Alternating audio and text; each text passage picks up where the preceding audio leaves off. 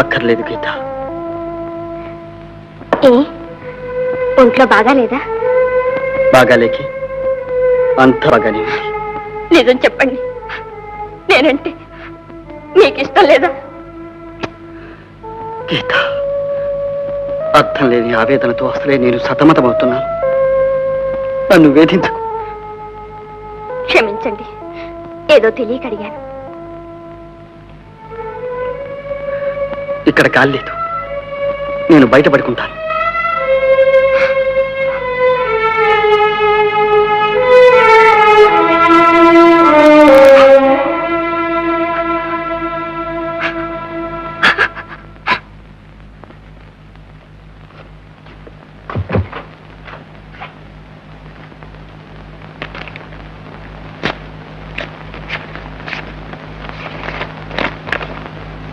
ప్రియమైన వాసంతి, ప్రేమించి పెళ్లి చేసుకున్నాను. భవిష్యత్తును గురించి ఎన్నో కలలు కన్నాను. వేరే కాపురం వెళ్ళేప్పుడు మా దాంపత్య జీవితాన్ని గురించి ఎన్నో కబుర్లు నీకు వ్రాయాలని ఆశతో వెళ్ళాను. కాని నా ఆశలన్నీ నిరాశలైనాయి, నా కలలన్నీ కల్లలైనాయి. నేను అనుభవిస్తున్న బాధ వేదన నీతో చెప్పుకుంటే బరువు కాస్త తగ్గుతుందని ఈ ఉత్తరం వ్రాస్తున్నాను. వారు చాలా మంచివారు, కాని ఎందుచేతనో వారి అనురాగాన్ని నేను పొందలేకపోతున్నాను. తాళి కట్టిన భార్యనయ్యాను, కాని నాకు వారి హృదయంలో స్థానం లేదు. ఎప్పుడూ ఏదో పోగొట్టుకున్న వారిలా పరధ్యానంగా ఉంటారు. అర్థం కాని ఆవేదనతో అగుపిస్తారు. వారిని నా వారిగా చేసుకోవడానికి ఎంతో ప్రయత్నించాను, కాని ఓడిపోయాను. ఇప్పుడు కేవలం నేనొక యంత్రంలా బ్రతుకుతున్నాను. నిన్నెప్పుడూ మరవని గీత.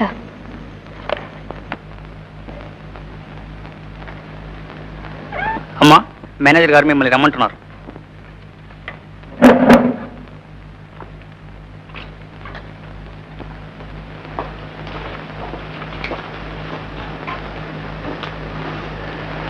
పిలిచారట?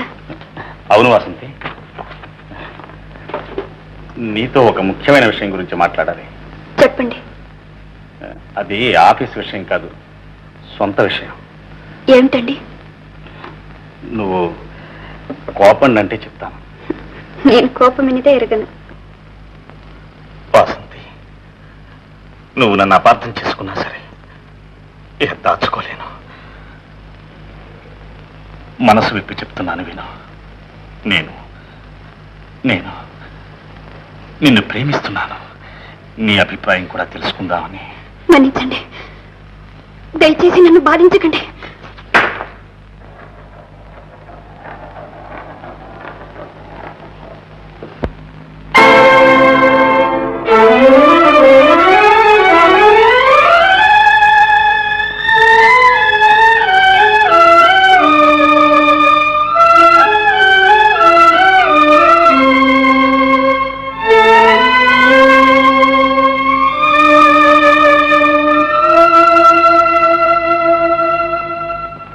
గౌరవనీయులైన బావగారికి,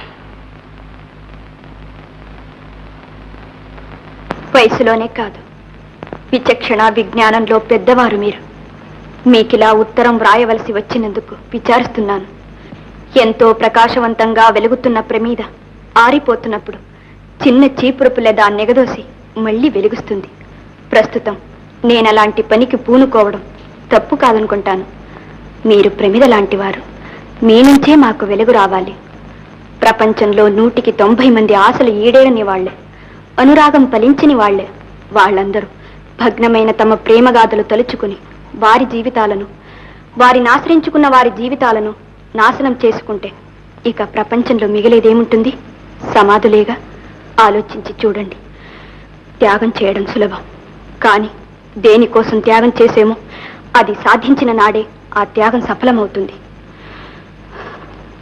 మా అక్క సంతోషం కోసం మిమ్మల్ని త్యాగం చేశాను. మీరు మీ పవిత్ర ప్రేమను త్యాగం చేశారు.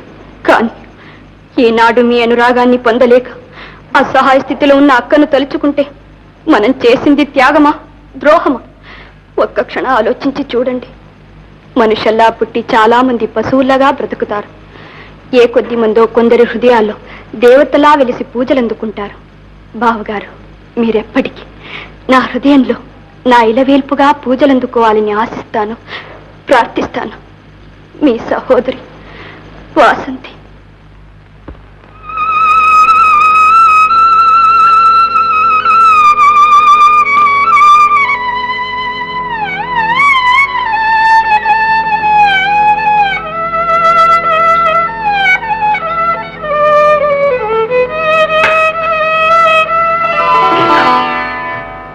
ఇన్నాళ్ళు నీ మనసు చాలా నొప్పించాను కదా. లేదండి. కాదు గీత, నాకు తెలుసు. ఇన్నాళ్ళు నేను కళ్ళుండి గుడ్డివాణ్ణయ్యా, తెలుగుండి మూర్ఖుడిలా ప్రవర్తించాను. ఈనాడు ఒక జ్ఞానజ్యోతి నా కళ్ళు తెరిచింది. గీత, ఇక మన సంసారం స్వర్గం అవుతుంది, మన కాపురం కళకళలాడుతుంది, మన దాంపత్యం ఆదర్శప్రాయం అవుతుంది. స్వామి,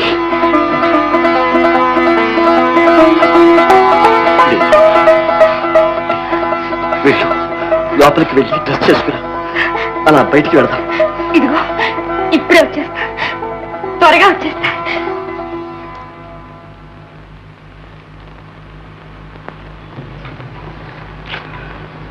వాసంతి, నీ జీవితం ధన్యం, నీ చరిత్ర పూజనీయం. నాకే కాదు, అందరికీ నీ ఒక ఆదర్శమూర్తివమ్మా, ఆదర్శమూర్తి. గీత, రెడీ? రారా.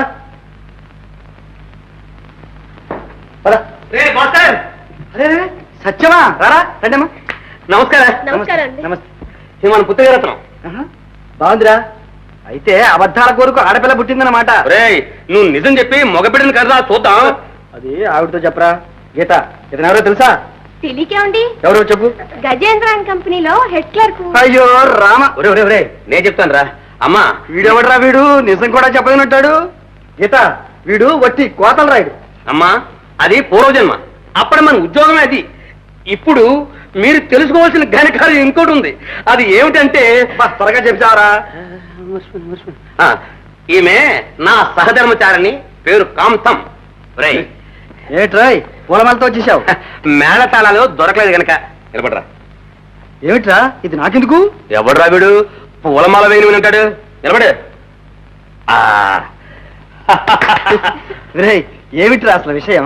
నీ దయ వల్ల నాకు టీ కంపెనీలో ఉద్యోగం దొరికింది. కాదండి, మా ఇద్దరికి ఉద్యోగం దొరికింది. మా ఇద్దరికి ఉద్యోగం దొరికింది. ఓహో అదే. అదేమిట్రా తేలిగ్గా తీసావు? మా కృతజ్ఞత తెలియడానికి నీకు పూలదండ వేశాం. అది థ్యాంక్స్. వస్తావరా. రే, కాస్త కాఫీ తాగిపోండిరా. ఎవడరా వీడు టీ కంపెనీలో ఉద్యోగం చేస్తూ కాఫీ తాగితే మా ఉద్యోగం డిస్మిస్. రే, పోనీ టీయే తాగిపోదు కానీ కూర్చో కాసేపు. కూర్చోడానికి వ్యవధి లేదురా, డ్యూటీ ఆన్ లో ఉన్నాం. పోరా, నీ డ్యూటీ నువ్వును. బయటకు చూడరా, నీకే అర్థమవుతుంది మా డ్యూటీ ఏమిటో. ఏమిట్రా అది? ఎవడరా వీడు బయటకు చూడమంటే కూడా చూడంటాడు. రా రా మా చూదు కానీ కాంతం, కమాన్ రండి.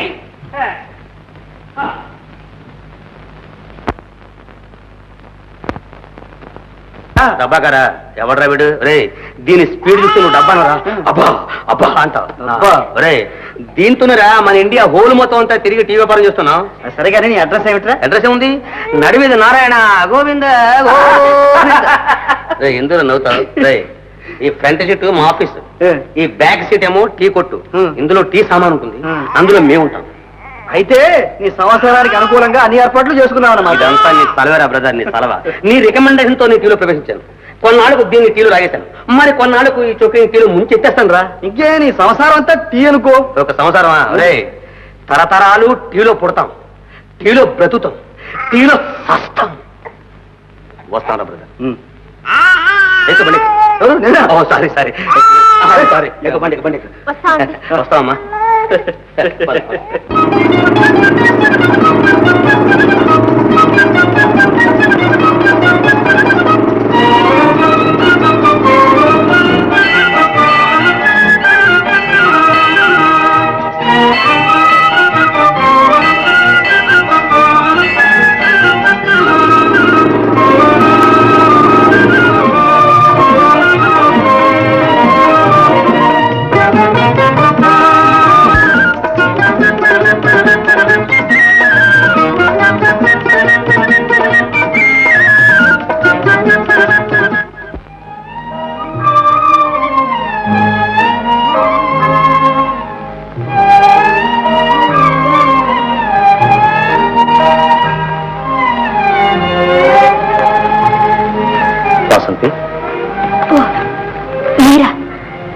ఏం వసంతి అలా ఒంటరిగా కూర్చున్నా?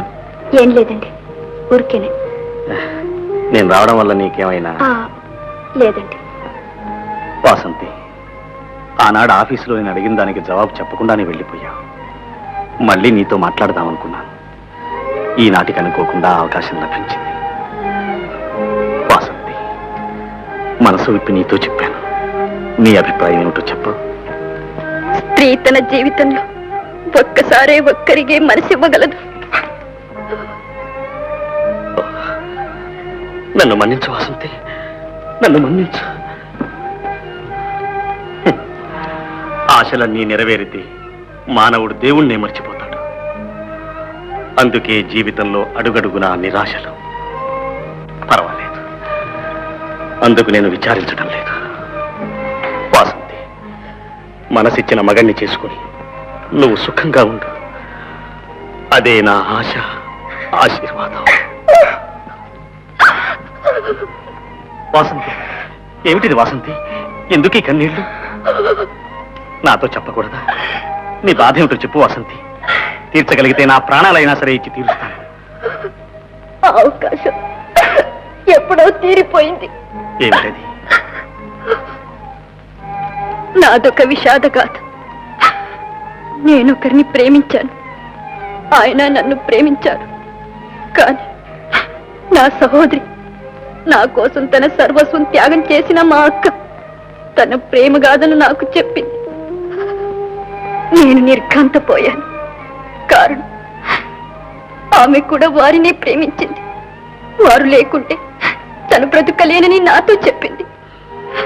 ఒక్క క్షణం ఆలోచించాను. ఆ ఉత్తమురాలికి నేను చెయ్యగలిగిన పెచ్చుపకారం ఏముంది? ఆవిడ రుణం తీర్చుకోవడానికి అదే మార్గమని అనుకున్నాను. వారిని ఆమెకే అర్పించాను. నేనే స్వయంగా పెళ్లి జరిపించాను. ఇప్పుడు నాకు మిగిలింది ఆ ఆత్మసంతృప్తి ఒక్కటే. వాసంతి, నీలాంటి ఉత్తమరాలు ఎక్కడా ఉండదు. కానీ గతాన్ని తలుచుకుంటూ భవిష్యత్తును పాడు చేసుకుంటావా? భవిష్యత్తు నాకు అలాంటిది లేదు. లేకే, నువ్వు కావాలనుకుంటే నీ జీవితంలో మళ్ళీ వసంతం వస్తుంది. లేదండి, నా భవిష్యత్తును గురించి ఆలోచించే పరిస్థితిలో లేను. క్షమించండి. నా వల్ల మీకు ఏదైనా ఇబ్బంది కలిగితే రేపు నేను రాజీనామా ఇచ్చి వెళ్ళిపోతాను. వద్దు వాసంతి, తొందరపడి అలాంటి పని చెయ్యొద్దు. నీ మనసు నొప్పించాను, నన్ను మన్నించు.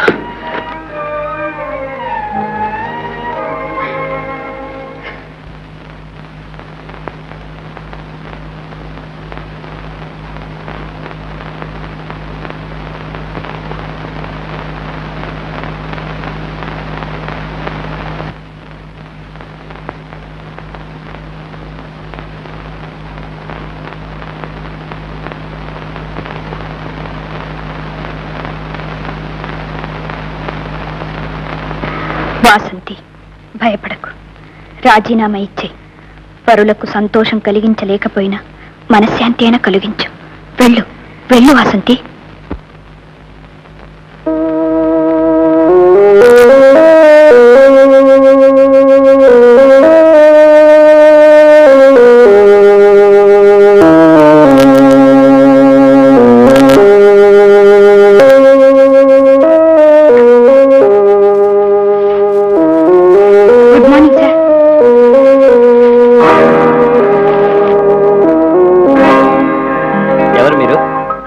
టైపిడ్ సార్. మీ పేరేనా వాసంతి? పాత మేనేజర్ రఘు మీకు ఉత్తరం ఇవ్వమన్నారు.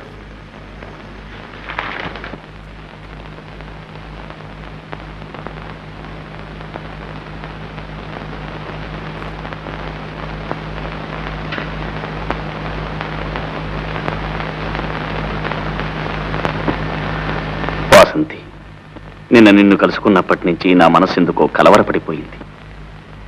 అనవసరంగా నిన్ను బాధ పెట్టాను. నా కోసం రాజీనామా చేస్తానన్నావు. ఎంతైనా నువ్వు స్త్రీవి, ఒక కుటుంబాన్ని కాపాడవలసిన దానివి. అందుచేత నేనే రాజీనామా చేస్తున్నాను. ఇక నా వల్ల ఏ విధంగానూ నీ మనశ్శాంతికి భంగం రాదు. ఇక కలుసుకోవటం అంటూ ఉండదు కూడా. నీ శ్రేయోభిలాషి రఘు.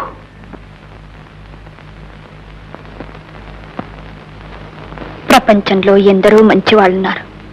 వాళ్ళ జీవితాలు ఇలా నాశనం చేయడానికేనా ఈ పాడు జన్మ ఎత్తాను?